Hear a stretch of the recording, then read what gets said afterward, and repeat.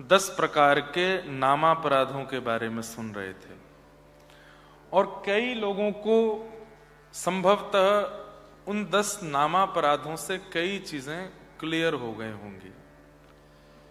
आज भी मैं सुबह एक चर्चा सब लोगों से कर रहा था जब हम बैठे थे कि भक्ति में सबसे ज्यादा आवश्यक क्या है? उद्देश्य। आपका उद्देश्य क्या है?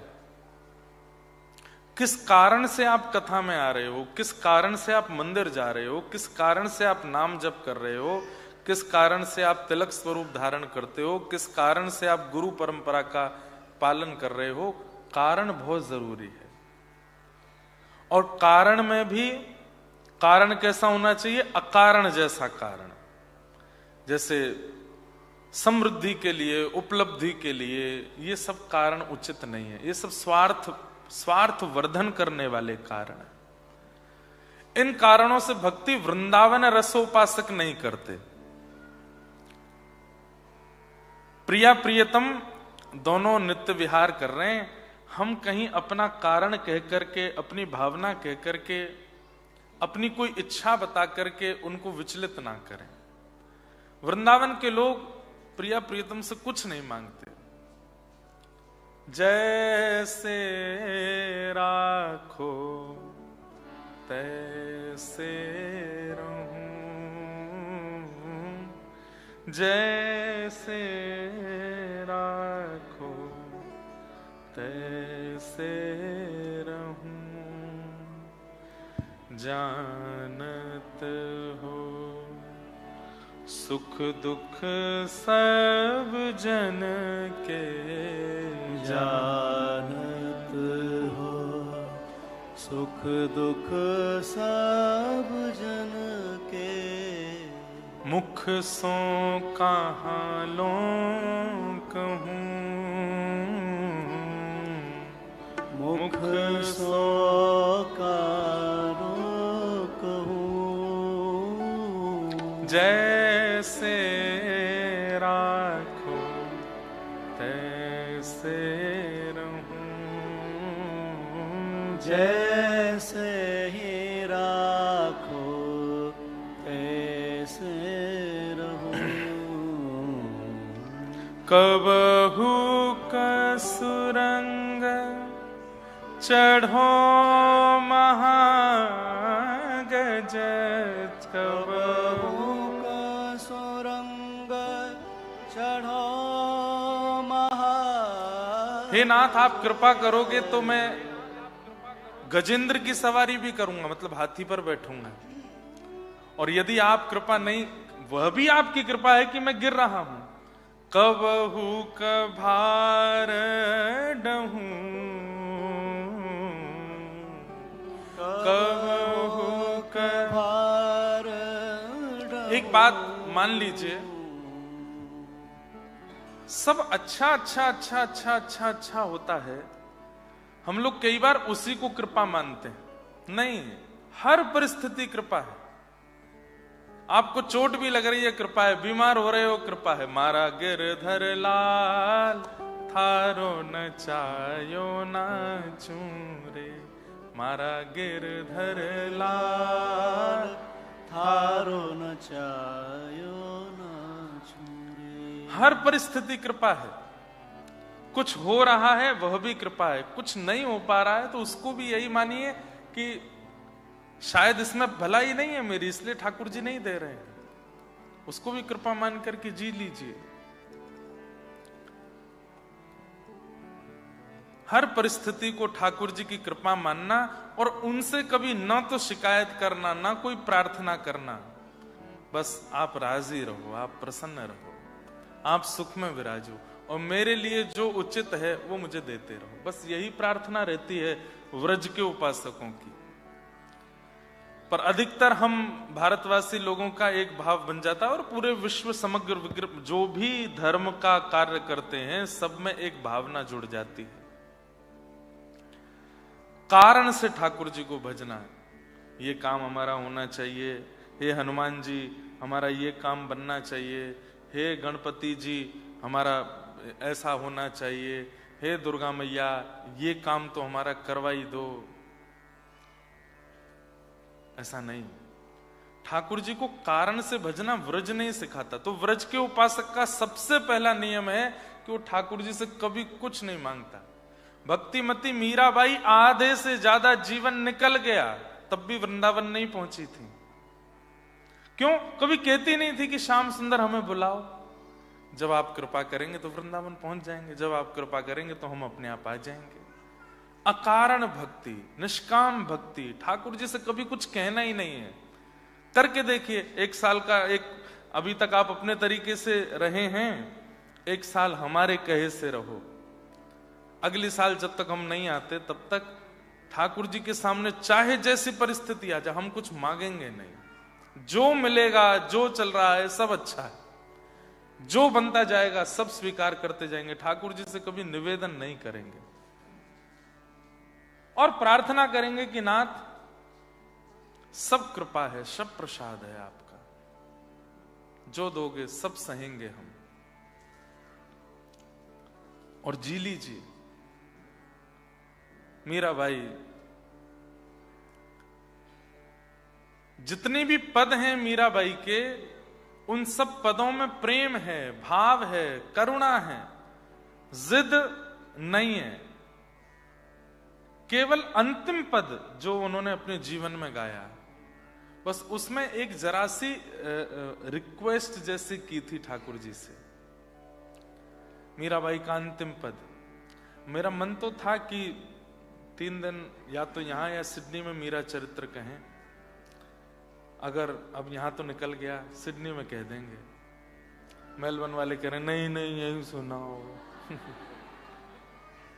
वैसे एक बात बोले, सिडनी से थोड़ी सी हल्की सी ज्यादा शांति वैसे मेलबर्न में, हल्की सी।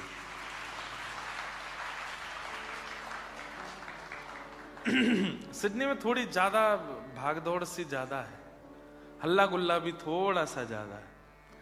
मेलबर्न थोड़ा शांत है। यहाँ के लोग थोड़े से हमको शांति प्रिय ज्यादा लगते हैं, इसलिए हम सबसे पहले श्री गणेशाय नमः यहीं से करते हैं। लेकिन सत्य बताएं, हम सोच के कुछ भी आए, माहौल जैसा होता है ना, कथा वही होती है।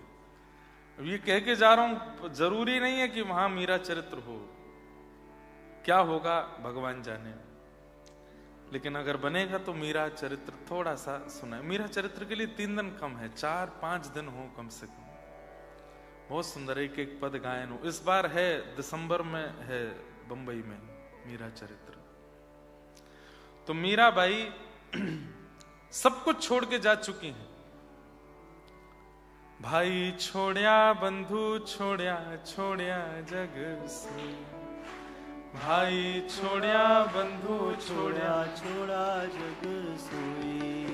साधुअन संग बैठ बैठ, साधुअन संग बैठ बैठ, साधुअन संग बैठ बैठ, साधुअन संग बैठ बैठ, लोक लाज खोई रे मेरे तो गिरधर गोपाल, मेरे तो गिरधर गोपाल, दूसरो न कोई,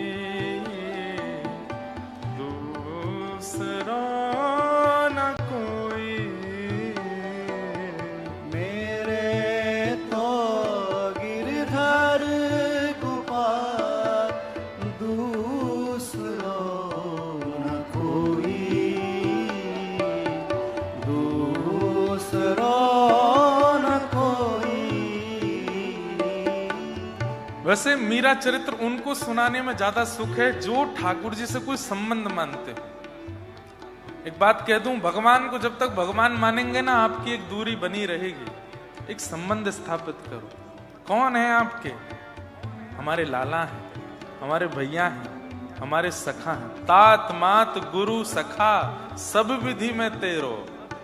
कोई संबंध ऐसा नहीं है संसार का जो आप ठाकुर जी से नहीं बना सकते। जो संबंध चाहो। एक बालक ठाकुर जी को जीजा जी बोलता है, क्यों? राधा रानी मेरी बहन है। श्री लाल जी मेरे कौन है? पहुना है, मेरे जीजा जी। संबंध मानो, और संबंध मानने वालों के लिए उस संबंध का निर्वहन कैसे करना चाहिए, उनको मीरा चरित्र सुनना चाहिए। पूरी दुनिया इधर उधर हो गई, लेकिन बाईसा हम बार बार मीराबाई नहीं बोलते, बाईसा बोलते हैं। बाईसा ठाकुर जी को प्रियतम ही मानती रही अंतिम श्वास तक। तो बाईसा पूरा जीवन काल उनका निकल गया, ब्याह भी हो गया, माता पिता के दबाव में आकर के ब्याह भी कर लिया। जिनसे ब्याह किया उनके भी प्राण चले गए, विधवा हो गई। ससुराल में सब लोग विपरीत थे, केवल पति और ससुर अनुकूल थे। पति भी चले गए, ससुर जी भी चले गए, सब चले गए।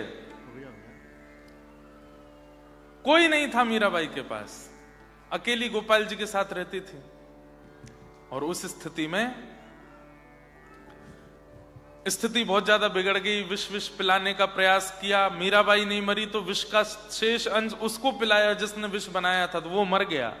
तब मीराबाई ने सोचा अब नहीं रहूंगी, क्योंकि मुझ तक कष्ट नहीं, सबको मिल रहा है। तो वो छोड़ करके वापस मायके चली गई, फिर मायके छोड़ के वृंदावन चली गई, वृंदावन छोड़ के द्वारिका चली गई। अब थक गई है मीराबाई और कुछ नहीं मांगा जीवन में, अवस्था भी हो गई थी। उस समय बाईसा द्वारिकाधीश के सामने जाकर के अपने जीवन का अंतिम पद गाती। साजन जो जानो सुध लीजे, साजन जो जानो सुध लीजे, हे साजन जो जानो सुध लीजे, साजन जो जानो सुध लीजे, साजन जो जानो सुध लीजे, साजन जो जानो सुध लीजे।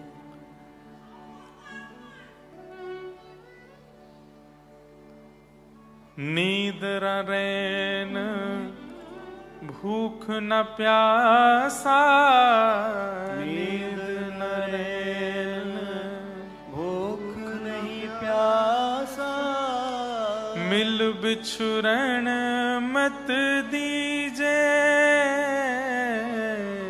मिल बिछड़न मत दीजे, मीरा के प्रभु गिरधर नागर, मीरा के प्रभु गिरधर नागर, मिल बिछुरण मत दीजे, साजन जो जानो सुध लीजे, साजन जो जानो। अपने पूरे जीवन काल के अंत में आकर के मीराबाई ने एक छोटी सी प्रार्थना की है, कभी जिद नहीं की ठाकुर जी से। क्या कहती हैं? जैसे भी आप चाहो मेरी अब सुध लीजिए, मैं थक गई हूं।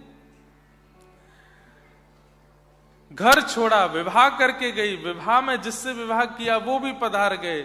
ससुराल के लोगों ने बहुत प्रताड़ना की, वहां से मायके आ गई, मायके से भी सब चले गए, वृंदावन आ गई, वृंदावन से द्वारिका आ गई। अब मुझे वापस इस संसार में नहीं जाना, अब नाथ थक गई हूं मैं, अब मुझ पर कृपा करो। और अपने जीवन के अंतिम काल में जब प्रार्थना की है, ठाकुर जी के सामने करुण क्रंदन किया मीराबाई ने, तब दुल्हा बनकर के ठाकुर जी श्री द्वारिकाधीश पधारे और सब देखते रह गए। सबके बीच से मीराबाई को लेकर के ठाकुर जी अंतर ध्यान हो गए। जब सबने देखा तो मीराबाई गर्भगृह में प्रवेश की थी, एक दिव्य तेज प्रकट हुआ, एक प्रकाश हुआ, और उसके बाद अचानक से मीराबाई अंतर ध्यान हो गई।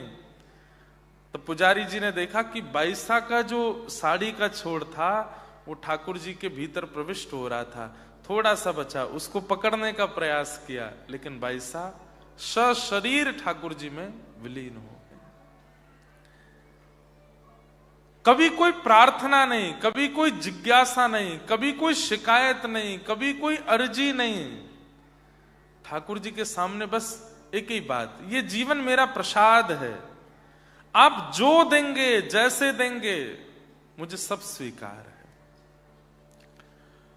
अर्जुन से भगवान ने कहा कि महाभारत युद्ध में मुझसे क्या उम्मीद रखते हो? तो अर्जुन कहता है कि बस आप आज्ञा करना, आप कहोगे सीधे हाथ पे तो मैं वहीं देखूंगा, आप कहोगे उल्टे हाथ पे तो मैं वहीं देखूंगा, आप कहोगे बैठ जाओ तो बैठ जाऊंगा, आप कहोगे खाओ तो खाऊंगा, आप कहोगे पियो तो पीऊंगा, आपकी आज्ञा मानूंगा। करिष्ये वचनम तव। भगवान बोले सच में आज्ञा मानोगे? बोले हाँ। चलो, महाभारत युद्ध प्रारंभ हुआ। जैसे युद्ध के बीच में पहुंचे, चारों तरफ सेना घेर करके अर्जुन को खड़ी है।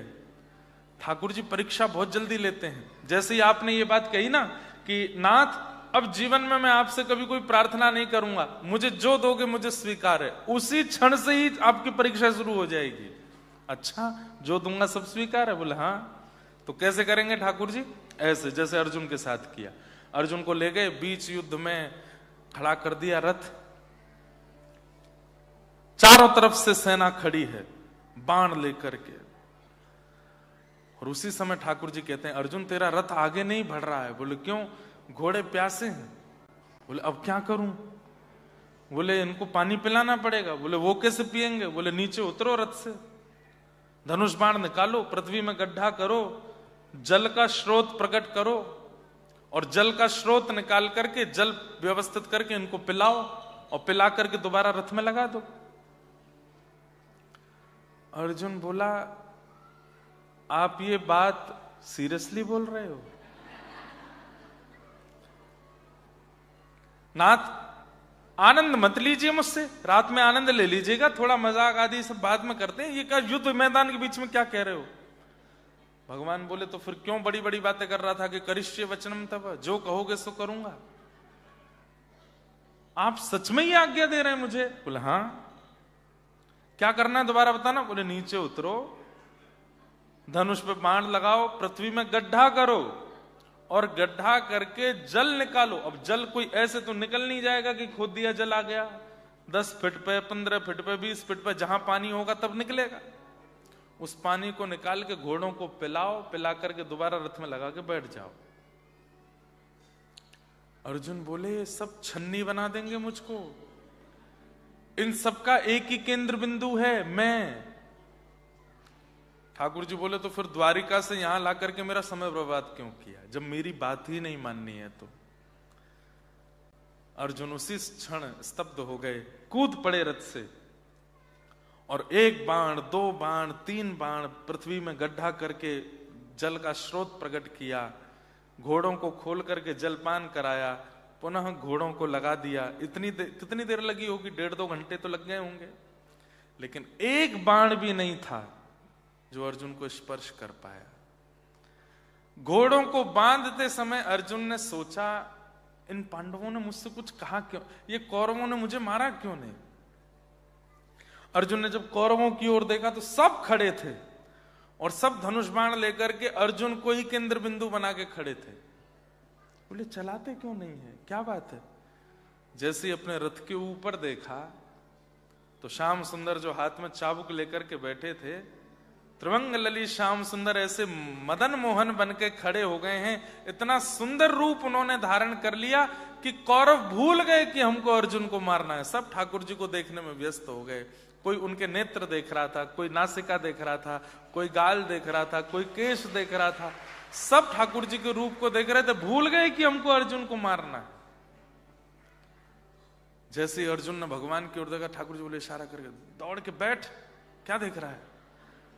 अर्जुन ने तब कहा हे नाथ, हे श्याम तेरी अपार माया, तेरा जो हर कमाल देखा, हे श्याम तेरी अपार माया, तेरा जो हर कमाल देखा, हे श्याम तेरी अपार। एक देखो, कई लोग कहते हैं भगवान कृष्ण की वाणी का डिकोड करना है, भगवत गीता के श्लोकों को डिकोड करना है, भक्ति को डिकोड करना है, ये सब कोड वर्ड्स हैं, इनको डिकोड कभी नहीं कर पाओगे।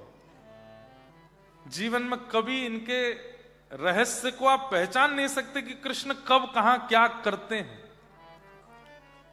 आप तो केवल चरणों में प्रणाम करके कहो, नाथ मैं आपका हूं, अब चाहे जैसे मेरे साथ करो, मुझे सब स्वीकार है। आपको भयभीत करने के लिए, आपको थोड़ा आनंद दिलाने के लिए कभी कभी बहुत भयंकर परिस्थिति प्रकट कर देंगे, लेकिन घबराना नहीं, इनके चरण छोड़ना नहीं, इनका हाथ छोड़ना नहीं, पकड़ के रखना। एक तरफ दलदल है, एक तरफ सूखा रास्ता है। अगर कृष्ण का हाथ पकड़ा होगा ना, तो दलदल में से लेके जाएंगे आपको, चलो इसमें बहुत बढ़िया रास्ता है, इस पर चलो। जैसे ही आप कूदोगे सो यहां तक धस जाओगे, एक श्याम सुंदर ये कहां गिर दिया, तब ठाकुर जी को मजा आ रहा है, चलो। परिस्थिति जैसी भी आ जाए, बस एक चीज याद रखना, इनको छोड़ना नहीं, इनके प्रति कभी अविश्वास लाना नहीं, इन पर कभी संशय करना नहीं। पहले तो मैं केवल कथा करता था, लेकिन मैं अब आप बीती बोल सकता हूं कि इन पर कभी संशय करना नहीं। ये जो सोचते हैं, जो करते हैं, कभी कभी घबराहट जैसी तो होती है, लेकिन ये निकाल ले जाते हैं, हर परिस्थिति से बचा लेते हैं। और इसी को व्रज की परंपरा की भक्ति का एक स्वरूप कहते हैं। आप ठाकुर जी से कुछ ना मांगो, राजी रहो। हमारे व्रज का एक पद है, राजी रहो। आप दोनों बस राजी रहो, प्रसन्न रहो। संसारी व्यक्ति में और भक्त में अंतर क्या है? संसारी व्यक्ति अपनी प्रसन्नता की कामना ठाकुर जी से करता है, और वृंदावन चंचरीक भक्त ठाकुर जी को प्रसन्न करने की भावना रखता है। मेरे रोने से जो तुमको आए हंसी, तुम्हें रो रो के तुमको, अब हमको कष्ट देने में सुख मिल रहा, ठीक है, कष्ट दे लो, आप प्रसन्न रहो, आप राजी रहो। हमारे पंडित श्री गया प्रसाद जी महाराज, गिरिराज जी कितने लोग गए आप में से? गोवर्धन, बस इतने लोग ही गए हैं। अच्छा, वृंदावन कितने लोग गए हैं? गलत बात।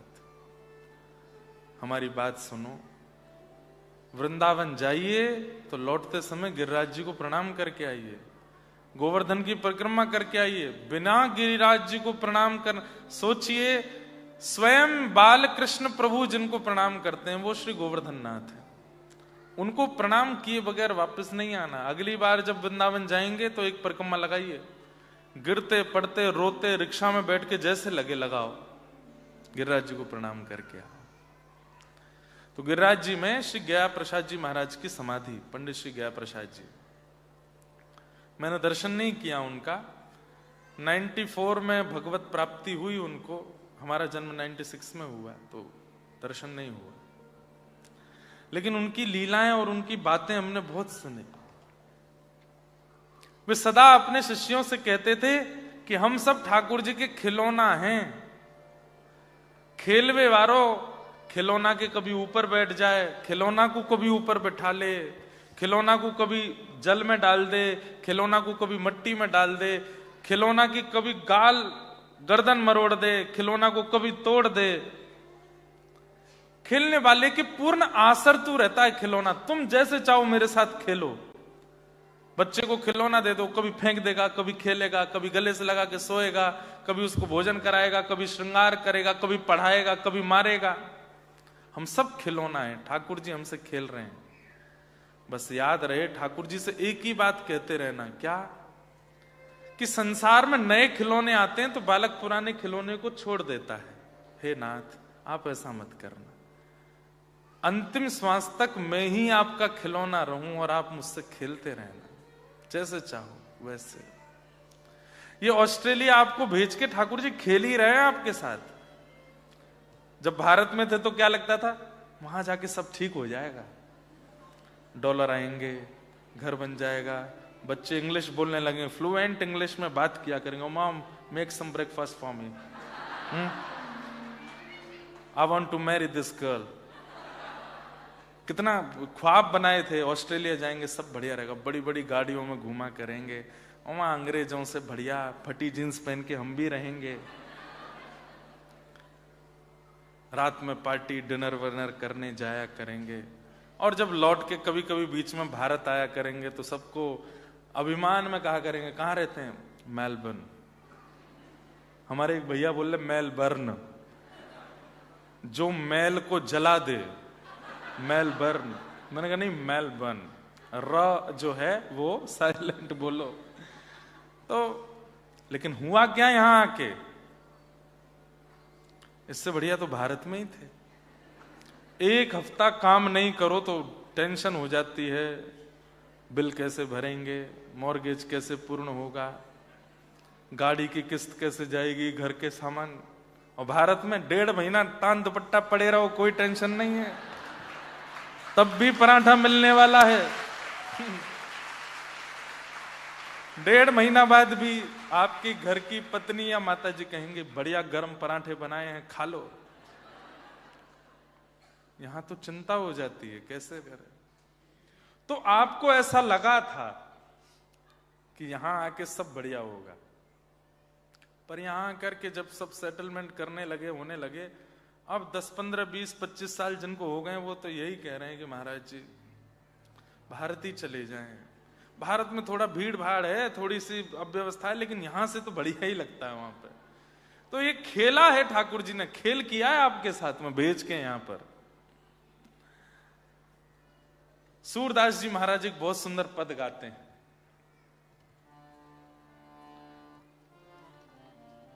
नाचो बहुत गोपाल अब मैं, नाचो बहुत गोपाल, ओ नाचो बहुत गोपाल अब मैं, नाचो बहुत गोपाल। काम क्रोध को पहर चोलना, काम क्रोध को पहर चोलना, कंठ विषय की माल, कंठ विषय की माल। अब मैं नाचो बहुत गोपाल, अब मैं नाचो बहुत गोपाल, अब मैं नाचो बहुत गोपाल, अब मैं नाचो बहुत गोपाल। बहुत नाच लिए नाथ संसार में, अब बस अपने चरण में रखो और कुछ नहीं चाहिए। तो ये वृंदावन रस भक्ति है। इसका प्रथम सूत्र क्या है? सबसे पहला सूत्र वृंदावन रस भक्ति का ठाकुर जी से संबंध। दूसरा सूत्र विश्वास, ठाकुर जी से भरोसा कभी टूटे ना, चाहे जैसी परिस्थिति आ जाए। और तीसरा समर्पण, पूर्ण समर्पित हो जाओ। और चौथा, कभी कुछ मत कहो, जो हो रहा है, जो होगा, सब बढ़िया होगा। संसार को लगता होगा कि ये तो बहुत अनर्थ हो गया इनके साथ में, नहीं, आप ये कहो नहीं नहीं, ठाकुर जी ने कुछ सोच के ही किया होगा, कुछ बढ़िया ही उन्होंने आगे के लिए विचार किया होगा। ठीक है, मुझे स्वीकार है, जो मेरे साथ हुआ मुझे सब स्वीकार है। नाथ आपका प्रसाद है, और प्रसाद सदैव कल्याणकारी होता है। इस प्रकार